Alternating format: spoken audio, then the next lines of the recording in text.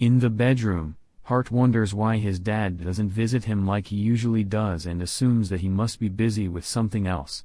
But Hart doesn't mind as long as he doesn't have to do more swordsmanship training with his dad. Suddenly, Hart hears a noise coming from outside. A maid is looking for bandages and antiseptics to treat someone's wounds. Hart wonders what is going on outside and turns on his magical surveillance system to find out that the castle's soldiers have come back heavily injured. The support unit does everything it can to heal the heavily injured soldiers, but it's not enough. Hart goes to see his dad, who is sitting quietly in the corner, and asks him to explain this situation. His dad explains that lately there has been a rash of attacks from thieves in this province. Apparently, he got information about the thieves' base and headed there to end them for good. But he and his army ended up getting counterattacked, even though they were well prepared and careful. Hart's dad clenches his fist hard as he realizes that he has messed up badly, and because of this failure, he has also demoralized the remaining uninjured soldiers. Hart's dad thinks that this must be a grisly sight for him to see at such a young age, so he advises Hart to go back inside. Although Hart has his opinions to share, he remains quiet and decides to just return to his room. Hart sees Flay making fun of the royal soldiers for getting beaten by a band of thieves. It seems she is the child here instead of Hart. So, Hart loses his temper and tells her to shut her mouth on his way back with Flay.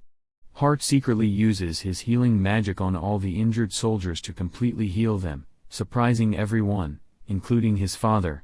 After returning to his room, Hart takes a good night's sleep while Flay stands outside his room, waiting for him to wake up. He wakes up and opens his door to find Flay standing outside. So he asks her if she has been out there this whole time. But Flay doesn't answer him, so he realizes that she is only not responding and was waiting for him because of the order that he gave her, which was to shut her mouth. Hart realizes what a stupid mistake he made and gives her permission to talk again after apologizing to her for losing his temper. Flay feels guilty as she thinks she has unintentionally offended him, and she apologizes to him instead. Hart forgets about it and takes Flay to the roof of the castle to show her the surveillance he has on the entire province. He reveals that he intends to find all the thieves who attacked his dad and the royal soldiers and wants to punish them with Flay's help. Hart locates a gang of thieves celebrating in the middle of the woods and sees that some people in soldiers' clothes are also hanging out with them. He assumes that the place these thieves are hiding must be the same place where his dad's men got ambushed. So, putting all the pieces together, Hart and Flay realize that the thieves must have known that the royal soldiers were coming to attack them because of an internal spy.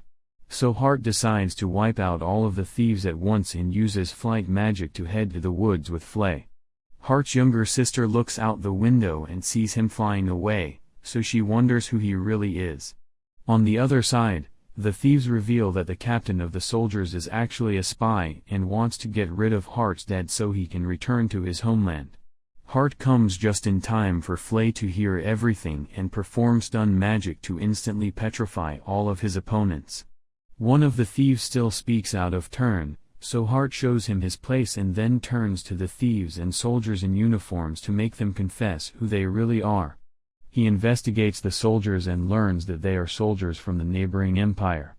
Apparently, their plan is to infiltrate this kingdom by coming to the border province disguised as thieves with the goal of causing internal mayhem. But Flay wonders how they even managed to cross the border in the first place, as there should have been troops guarding the borders. So one of the thieves explains that they have an accomplice on this side who helped them do so. Hart realizes that certain accomplices must be powerful people and that they must be after his father's life. Hart thanks the thieves for their cooperation, but he has no intention of showing any mercy. He commands Flay to burn the entire fort to the ground alongside the thieves. Before Flay lights them on fire, Hart explains to them that this is their punishment for ambushing his dad. Flay then lights the fort on fire accordingly, alongside all of the thieves, and quietly leaves the place with Hart, leaving no evidence of their involvement behind. On their way back, Hart decides to send an anonymous letter to his dad to explain what happened that day at the fort and goes back to his room, becoming an innocent child once again. The next day, Hart's dad, Gold, receives an anonymous letter from his advisor. The letter informs him about the spies from another kingdom and how the thieves in the fort have been completely eradicated. The advisor confirms to Gold that what the letter claims to be true is true, after getting testimony from the thieves who barely managed to escape the fire. Still, Gold thinks that this should be thoroughly investigated and tells his advisor to squeeze more information from the spies. Gold had already figured out that they were no ordinary thieves after getting ambushed, but he couldn't believe that the Empire was involved in this as well. What he had feared all along has come to pass, and he decides to prepare for the worst. Gold's daughter, Charlotte, wonders who took care of the bad guys, and Gold assumes that it must be no one else other than Flay, since she has no empathy and is also way stronger than him, being a demon. Gold tells Charlotte that Flay wants to establish her dominance over the monsters of this province, so he thinks she might have ended up establishing her dominance over the thieves instead. But Charlotte knows that Hart is involved in this as well, so she takes her leave from Gold and goes to Flay because she believes she is the only one who can answer her questions. She finds Flay and straightforwardly asks her if there are two Harts, as she saw him flying with Flay. But from what she knows, Hart shouldn't have enough mana to fly. So she went to his room to check on him and found him sleeping like a dog. Charlotte also reveals that she didn't sense the usual menacing aura coming from the sleeping Hart, so she assumes he is a doppelganger. Flay gets impressed by the little girl's perceptions and reveals to her that Hart has actually been blessed with immeasurable power that even exceeds human limits. She brags about how marvelous her beloved Hart is but doesn't explain how there are two Harts at the same time. For context, the one that Charlotte saw in the room was just a fake created using magic. Anyway, Charlotte changes her question and asks Flay who Hart actually is. Instead of giving an answer, Flay tells Charlotte to not worry over trivial matters and that she should mind her own business if she wants to grow big like her later.